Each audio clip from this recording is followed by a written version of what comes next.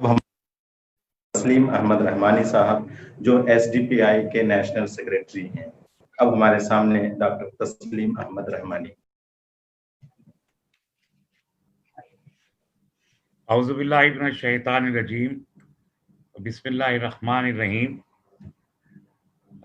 आज इस अहम सेमिनार के बहुत ही अहम मुअज़्ज़ज़ शुरका मोहतरम हमारी पार्टी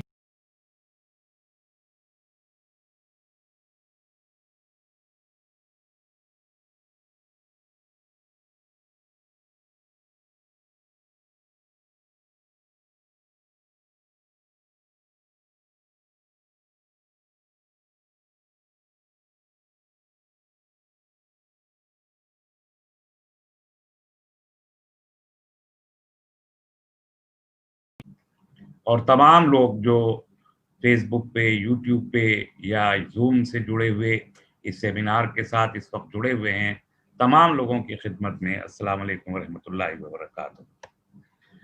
सबसे पहले मैं मुबारकबाद देना चाहता हूँ अपनी एसडीपीआई की जो बिहार रियासती यूनिट है कि उसने एक बर वक्त और बहुत अहम मौजू पर ये वेबिनार रखा है। सोशल मीडिया का ज़माना है, कोरोना चल रहा है, लोग एक दूसरे से मिल नहीं पा रहे हैं, लेकिन ये मीडियम जो वर्चुअल कॉन्फ्रेंसिंग का, ये एक मौका फराहम करता है कि हम आपस में एक दूसरे से राब्ता रख सकें, बात कर सकें और हालात पे गुफ्तगू कर सकें। इसके लिए मुबारकबाद के मुस्तहिक है इनकी पूरी टीम और इनकी ख़ास तौर पे टेक्निकल टीम जिन्होंने ये आज का सेमिनार रखा। और एक अहम मौजू के बिहार की सियासत, बिहार में मुतबादिल सियासत की ज़रूरत क्यों है। ये बर वक्त और बहुत अहम मौजू है इन मानों में कि अगले 2-3 महीने में गालिबन नवंबर के आखिर तक मुकम्मल हो जाएंगे बिहार के रियासती असेंबली के इंतखाबात। और ये इंतखाबात हमेशा की तरह इस बार भी हिंदुस्तान की सियासत का मुस्तकबिल तय करेंगे, जैसा कि हमेशा हुआ है। बिहार की सियासत कई मानों में बहुत मुख्तलिफ सियासत रही है और बहुत तारीखी सियासत रही है। मैं अगर आज की गुफ्तगू को 2 हिस्सों में तक़सीम करके बात करूं तो मेरा ख्याल है कि हमारे नाज़रीन के लिए वो ज़्यादा अहम हो सकता है। एक तो ये कि जो बिहार की सियासत की जो इनकलाबी हैसियत है वो, और जो तारीखी हैसियत है जिसने पूरे मुल्क पे असरात मुरतब किए, वो जानना बहुत ज़रूरी है। बिहार कोई मामूली रियासत नहीं है। आज तक पिछले सेंसस में तकरीबन 10.5 करोड़ की आबादी थी, आज वो बढ़ के गालिबन 12 करोड़ हो गई होगी। 12 करोड़ की इस आबादी ने जब जब इनकलाब बर्पा किया, जंग आज़ादी में भी बिहार के लोगों ने बहुत से इनकलाबात बर्पा किए और आज़ादी की बागडोर को संभाला। बिहार के उलमा ने जो काले पानी गए और फांसियां चढ़ी, वो एक तारीख है। मैं इस वक्त मैं उस तारीख में नहीं जा रहा, लेकिन याद करना और खराज अकीदत और खराज तहसीन पेश करना उन लोगों को, जो कि अगस्त का महीना, अभी आज अगस्त का 30 तारीख है, तो अभी तो आज़ादी को भी याद करना है, कितनी बड़ी कुर्बानियां उन लोगों ने दी। उसके बाद सन 71 के बाद, खास तौर पर 75 में जो जेपी मूवमेंट है, वो कोई मामूली चीज नहीं है। लोक नायक जयप्रकाश नारायण ने जो मूवमेंट इकट्ठा शुरू किया 75 के आखिर में 76, जिसके नतीजे में इमरजेंसी लगी, इस मुल्क की सियासत को, आजाद हिंदुस्तान की सियासत को अगर कोई टर्निंग पॉइंट दिया और रिजोविनेट किया, रेनीजा, पॉलिटिकल रेनीजा इंडिया को दिया, तो जेपी मूवमेंट ने दिया। और आज भी, आज 2020 में भी आप जो सियासत देख रहे हैं, ये वही सियासत है जो जेपी मूवमेंट से निकल कर आई।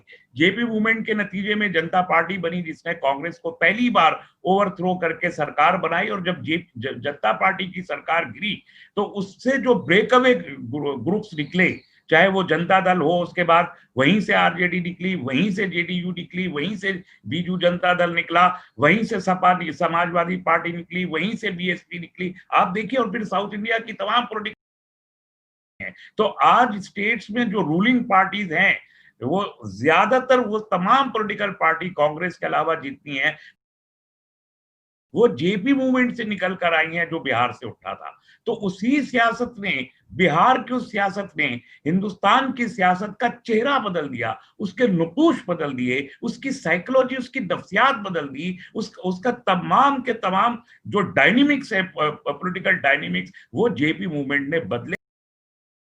मूवमेंट ने, वो बीजेपी है, वो आरएसएस, बीजेपी उस वक्त नहीं थी, जनसंघ थी, बाद में उसी से बीजेपी बनी, लेकिन आरएसएस को पॉलिटिकल रेलिवेंस देने का काम, अगर आज 18 के करीब रियासत बात कहने में मुझे कोई शक नहीं है कि वो भी उसी जेपी मूवमेंट का नतीजा है जो सन 76 में जयप्रकाश नारायण ने बिहार से निकाला। वरना उससे पहले आरएसएस को इस मुल्क में कोई पूछता नहीं था। पहली मर्तबा जनता पार्टी में बहैसियत एक पॉलिटिकल एलाई के जनसंघ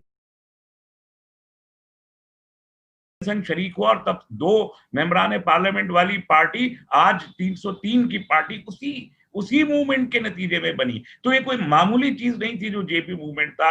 बिहार ने वो इनकलाब बपा करके हिंदुस्तान की सियासत का चेहरा बदल दिया। इसी तरीके से आप गौर करें कि वो इस आज की जो सियासत, जो बीजेपी की सियासत, आरएसएस की जो फस्ताई पॉलिटिक्स है, इस फस्ताई से तो आता ही है कि अयोध्या यूपी में है, राम मंदिर ने दूसरी एक जस्त ली, और उस जस्त के जरिए इस मुल्क में जहां एक तरफ जेपी मूवमेंट ने पॉलिटिक्स का नक्शा बदला, वहां राम मंदिर के मूवमेंट ने कम्युनल पोलराइजेशन इस मुल्क को दिया, जो जेपी मूवमेंट के जरिए निकला। रथ यात्रा को अडवाणी जी की रोकने का काम जो बिहार में हुआ था, वो एक यूनिक चीज थी, और वो बिहार में उसका फायदा लालू यादव जी को हुआ, और वो उसके बाद 90 के बाद से वो मुस्तकिल वो इख्तदार में रहे वहां पर। लेकिन पूरे मुल्क में उसी रथ यात्रा के वहां रोकने के बाद इस मुल्क में पॉलिटिकल कम्युनलाइजेशन का दौर भी वहीं से शुरू होता है। इन मानों में ये एक बड़ी तारीखी स्टेट है। वो तारीख रकम करने की पूरी सलाहियत और कुव्वत बिहार के लोगों में आज भी मौजूद है, और आज फिर उनके सामने एक इंतखाबी मरहला मौजूद है जहां वो इनकलाब ला सकते हैं। लेकिन आज की सूरत हाल ये है कि इस बिहार में एक कंफ्यूजन है लोगों के अंदर, और उस कंफ्यूजन की बड़ी वजह बिहार के पॉलिटिशियंस हैं। 90 से लेके आज तक 30 साल गुजर गए। इस 30 साल में सिर्फ 2 पॉलिटिकल फेसेस बिहार में दिखाई देते हैं, या तो लालू प्रसाद यादव या नीतीश कुमार। 30 साल लगातार बिला शिरकत गैरे इन लोगों ने वहां पर हुकूमत की है, यही चीफ मिनिस्टर रहे हैं किसी ना किसी सूरत। किसी मांझी जी को आए, वो भी नीतीश जी ने ला के बिठाया, राबड़ी देवी आई तो उनको भी लालू प्रसाद ने याद हुए। बेसिकली 2 फेस ये हैं, और किसी और को मौका नहीं दिया। तो क्या एक इतना पॉलिटिकल पोटेंशियल रखने वाली स्टेट में 2 ही लोग बचे हैं जो सियासत कर सकते हैं? बाकी तमाम लोगों का उस मुल्क की सियासत में कोई रेलिवेंस, स्टेट की रियासत में कोई रेलिवेंस नहीं है। ये अजीब किस्म की ब्लैकमेलिंग है कि या तो ये 2 फेसेस रहेंगे और कोई तीसरा फेस आएगा तो वो कम्युनल हो जाएगा। यानी नीतीश कुमार एनडीए में खड़े रहें तो कम्युनल है, एनडीए से निकल के लालू प्रसाद के पास आ जाएं तो उसी दिन सेकुलर हो जाएंगे, और 6 महीने के बाद फिर वो बीजेपी में चले जाएं तो भी वो अपना सेकुलर फेस बरकरार रखने के मैंने तो छोड़ा था। यानी एक दूसरे से गले मिलते हैं, लालू और नीतीश कहते हैं हम तो जहर पी रहे हैं, और वो जहर वो नहीं पी रहे होते, पूरे स्टेट को जहर पिला रहे होते हैं। तो ये मुल्क जो मल्टी पार्टी डेमोक्रेसी का मुल्क है, मल्टी पार्टी डेमोक्रेसी को आज 2 पार्टी डेमोक्रेसी की तरफ बदलने की कोशिश की जा रही है। कांग्रेस और बीजेपी 2 के अलावा कौन सी तीसरी पॉलिटिकल पार्टी दिखाई देती है जो सेंट्रल लेवल पर एक दूसरे से फाइट कर रही हो? तमाम रीजनल पॉलिटिकल पार्टीज हैं, या जो परिवारवाद वाली पॉलिटिकल पार्टीज है, वही पॉलिटिकल पार्टीज है। किसी और को नेशनल लेवल पे जाने का हक नहीं है। इसी तरह स्टेट की पॉलिटिक्स में 2 ही पॉलिटिकल ग्रुप खड़े हैं, या तो आरजेडी खड़ी है या जेडीयू खड़ा है। अब जो दूसरी पॉलिटिकल पार्टीज है, इवन नेशनल पॉलिटिकल पार्टीज भी, उनको एलाई होना पड़ेगा, मजबूरी है कि इन्हीं दोनों में से किसी के साथ वो एलाई हो। तो इसका मतलब ये हुआ कि या तो 2 पार्टी या 2 कॉम्बिनेशन यही चलेंगे। तो मल्टी पार्टी डेमोक्रेसी का फिर मतलब क्या रह गया इस मुल्क में?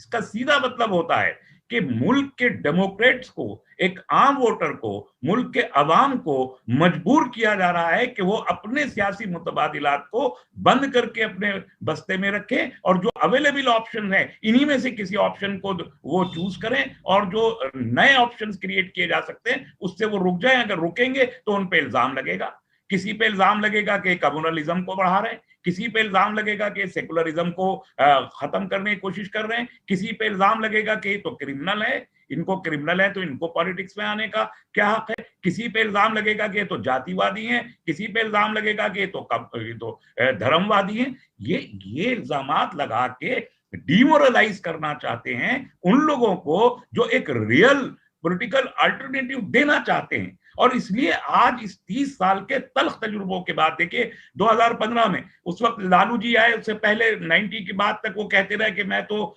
फिसाद रोक दिए मैंने, लेकिन डेवलपमेंट क्या किया।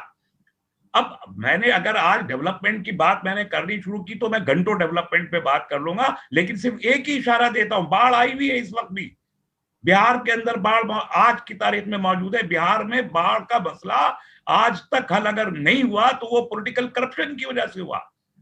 2017 की बाढ़ तो मुझे याद है, मैं उस पूरे इलाके में उस वक्त घूमा था कि वो बाढ़ तो लाई जाती है बिहार में, अरबों रुपया वर्ल्ड बैंक से लिया जाता है, 2008 से लेके अब तक लिया गया, जो एक पैसा उन स्टेट्स जो सीमांचल का पूरा इलाका है उस पे एक पैसा खर्च नहीं किया जो बाढ़ से इफेक्टेड होता है। करोड़ों लोग बिहार से रातों रात बेघर हो जाते हैं, आज तक उसको नहीं किया गया। वो करोड़ों रुपए का हिसाब तो देना चाहिए, लालू यादव को भी देना चाहिए, नीतीश कुमार को भी देना चाहिए। कहां जाते हैं वो सब पैसे। तो आप डेवलपमेंट ये कहा करते थे, मुझे याद है एक जमाने में एक चीफ मिनिस्टर कहा करते थे बिहार की सड़कों को मैं, एक वो फिल्म एक्ट्रेस हुआ करती थी, उनके गालों की तरह बना दूंगा। अरे भाई अब मुझे पता नहीं उन्होंने कैसे छूके और कब छूके देखा था कि उनके गाल कैसे थे, लेकिन आज जो बिहार की सड़कें हैं तो उनको देख के तो ऐसा लगता है इतने गड्ढे थे उन हीरोइन की गाल में कि पता ही नहीं चलता सड़क कहां गई। तो ये जो डेवलपमेंट की बात करने वाले लोग हैं, इन्होंने ये पॉलिटिकल क्रिमिनलाइजेशन के जरिए ब्लैकमेल किया है और कर रहे हैं। आज बिहार की जो एक दूसरी यूनिक पोजीशन है जहां वो इनकलाबी है, बिहार की पॉलिटिक्स मुल्क की सबसे बड़ी पॉलिटिक्स है, जो कास्टियस पॉलिटिक्स जिसको कहा जा सकता है। पूरे मुल्क में कास्ट की बेस पर पॉलिटिक्स की जाती है, वोटिंग होती है, लेकिन जितना क्रिस्टलाइज, जितना क्रिस्प, जितना वाज़ेह तौर पर हम बिहार में कास्ट पॉलिटिक्स को देखते हैं, शायद उसके बाद उत्तर प्रदेश या किसी और दूसरी साउथ की स्टेट्स में वो कहीं कहीं दिखाई देती है, लेकिन बिहार में वो कास्ट पॉलिटिक्स का चेहरा बहुत वाज़ेह है। आप देखिए लालू प्रसाद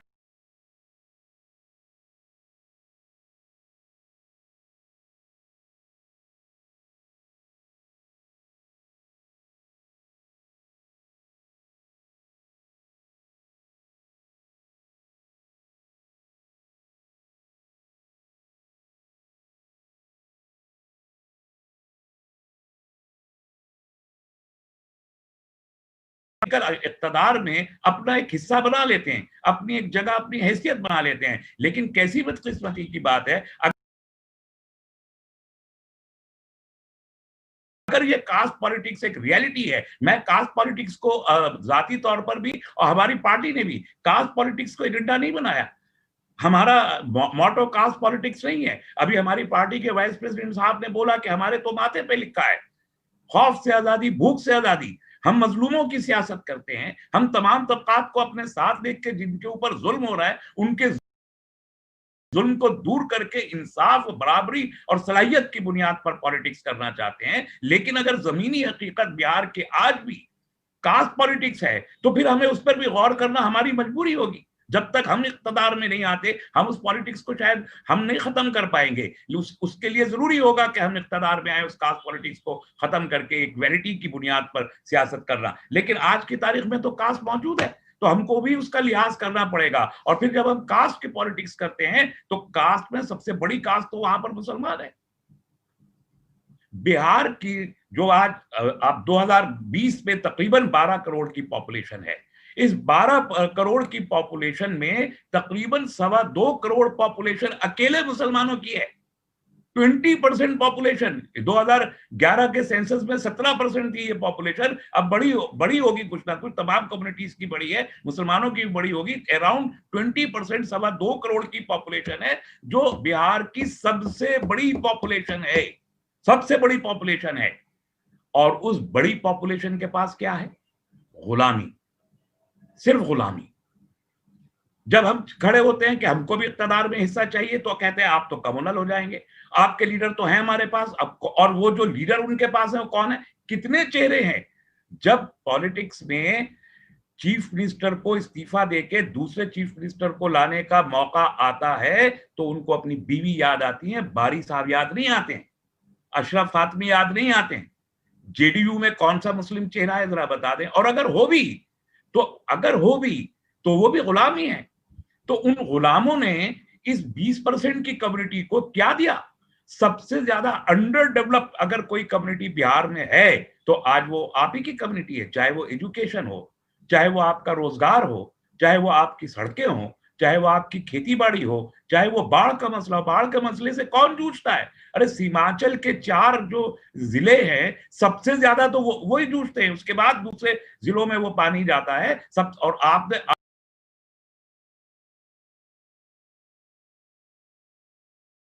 चाहता, और मैं इसको साबित भी कर दूंगा किसी मौके पे, चौके उन 4 स्टेट्स में सबसे ज्यादा पॉपुलेशन मुसलमानों की और बाढ़ वहां से आती है। इसलिए आप बाढ़ को मैनेज नहीं करना चाहते। आज पिछले 70 साल गुजर गए, आप बाढ़ को मैनेज नहीं करना चाहते।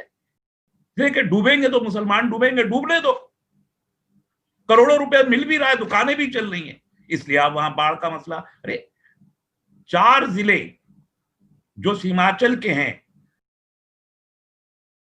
30 जिले, 38 में से 30 जिले 10% से ज्यादा पॉपुलेशन मुसलमानों की है, बाकी में कहीं भी 4% से कम आबादी किसी जिले में मुसलमानों की पूरे बिहार में नहीं है।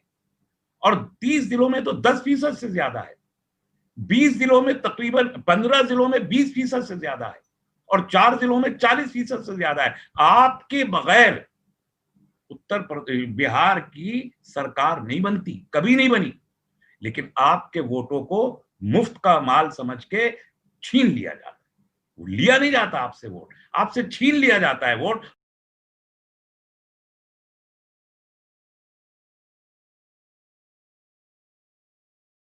इसलिए कि मुतबादिल बनाने की पोजीशन में आप है, और आपको नहीं बना। आपने अगर मुतबादिल बनाया तो फिर उस बिहार की हुकूमत की कुंजी आपके हाथ में आ जाएगी।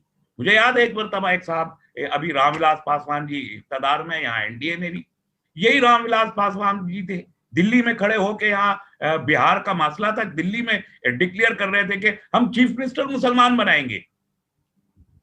हमने उनसे उस वक्त भी, मैंने उसी इजलास में खड़े होके रामविलास जी से कहा था, देखिए बेवकूफ मत बनाइए, हमें मालूम है अगर आपने चीफ मिनिस्टर बनाया, मुसलमान को बना दिया तो आपकी तो राजनीति खत्म हो जाएगी। आप सिर्फ झूठ बोल के मुसलमानों को, तो ये दिखावे, ये भ्रम पैदा करके हमेशा मुसलमानों को यहाँ वहां पर मार्जिनलाइज करके रखा गया। अच्छा, मुसलमानों की बात करने के बाद जो दूसरा बड़ा, वहां कहा जाता है कि 82% हिंदू है।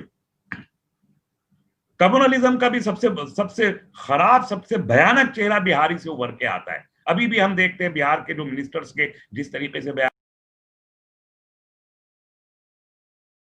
मोस्ट हेटफुल, नफरत अंगेज बयान बिहार की सियासत से ही निकल के आते हैं। ये लोग, जो मेरे जहन से मेरा जुमला निकल गया कि ये जो कास्टिस्ट और जो कम्युनल पॉलिटिक्स है, ये भी बिहार से निकल के, तो हर आदमी के पास कोई ना कोई एक मसला होगा। इसलिए वो इनकलाब जो आज इस मुल्क में फस्तायत का सबसे बड़ा जहर खड़ा हुआ है, अगर उसको धोने का काम भी करना है तो वो भी बिहार ही से शुरू होगा, वो बिल्कुल बिहार को बजाना होगा। ये 20% लोग अगर आज खड़े होते हैं, मैं यहाँ दलितों की बात करना चाहता था, SC ST की बात करना चाहता था, OBC की बात करना चाहता था, कहते हैं कि 82% हिंदू हैं, वो 82% सबके सब हिंदू नहीं है। आप जाके SC ST से पूछिए, अभी आ गए हमारे राजरत्न अंबेडकर साहब मौजूद हैं यहाँ, ये बताएंगे कि वो जो 82% जिनको हिंदू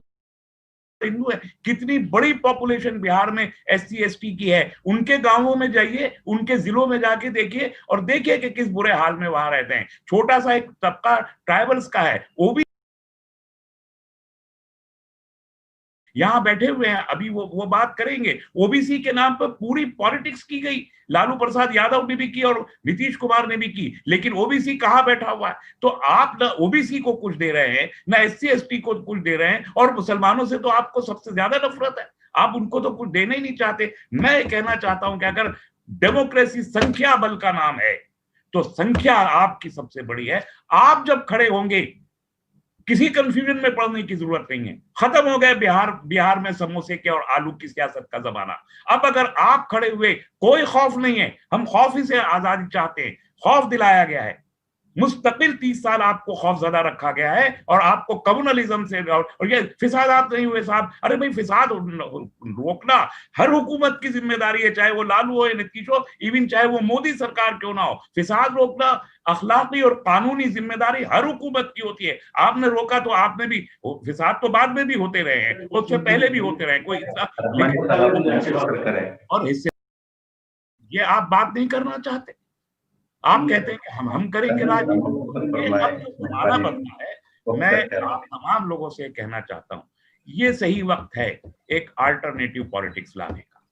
और अल्हम्दुलिल्लाह SDPI हमेशा सबको साथ लेके चलने के लिए अपना दामन और अपने बाजू उसने खुले रखे। इससे पहले भी कई जगहों पर हमने अलायंसेस किए हैं। आज पप्पू यादव जी भी साथ में है, राजरतन जी भी साथ में है। एक अलायंस बन के आ रहा है, और लोग भी हैं। मैं जब बात होगी तो चीजें मटेरियलाइज हो जाएंगी तो सामने आएंगी। लेकिन एक अलायंस जो पप्पू यादव जो साहब के साथ हमारा बन रहा है, लेकिन जो लालू जी के अलायंस को जो तेजस्वी साहब अब लीड कर रहे हैं शायद, और अभी नीतीश जी के अलायंस को, इनसे अलहदा एक नई सियासत की शुरुआत का बिगुल बिहार को फूकना पड़ेगा। इस 4 साल में वही बिगुल, वही हम अलामतें लेके, वही उसी किस्म के अलायंसेस लेके पूरे देश की सियासत में ये जो फस्तायत और कम्युनलिज्म, फिरका प्रस्ती का जहर घोला गया है, ये जो भाई को भाई से लड़ाया गया है, जो भारतीय को भारतीय के जमाने में के सामने खड़ा किया गया, ये जो कारोबार छीने गए हैं, ये जो मजदूरों के कानून बदले गए हैं, ये जो एजुकेशन पॉलिसी को चेंज किया जा रहा है, ये जो पूरे के पूरे कॉन्स्टिट्यूशन के सीने पे के किताब के ऊपर पैर रख के खड़े होने वाले लोग हैं, इन्हें धक्का दे के बाहर निकालने का काम अगर कोई शुरू करेगा तो बिहार से उम्मीद है। तो वो जो अल्टरनेटिव अब हम बनाने की कोशिश कर रहे हैं, मैं बिहार के तमाम लोगों से ये अपील करना चाहता हूं कि वो इन अल्टरनेटिव्स की तरफ देखें। हमारे जहन में कोई कंफ्यूजन नहीं है, आपके जहन में भी कोई कंफ्यूजन, कौन जीतेगा कौन हारेगा ये बात का मसला है। आज का मसला ये है कि हमारा हक कहाँ है, हमारी हिस्सेदारी कहाँ है, हमारी साझेदारी कहाँ है, हमारा सियासी इक़्तिदार कहाँ है, हमारी हैसियत क्या होगी, हमारा स्टैंडिंग क्या होगी, हमारी पोजिशनिंग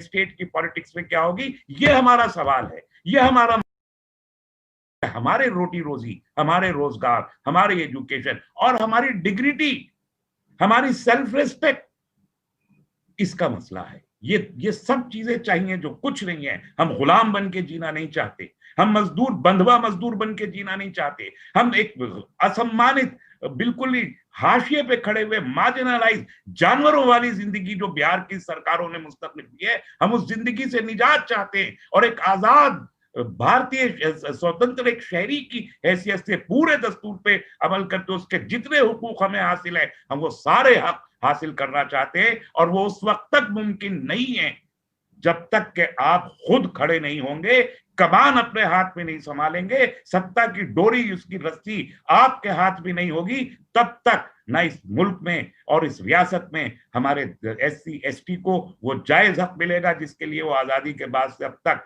रिजर्वेशन के बावजूद जद्दोजहद कर रहे हैं। ना OBC को वो हक मिलेगा, ना ST को वो हक मिलेगा, ना गरीब को वो हक। वो भी परेशान है, इस वक्त सब परेशान है। 2 करोड़। तो इन तमाम राजरतन अम्बेडकर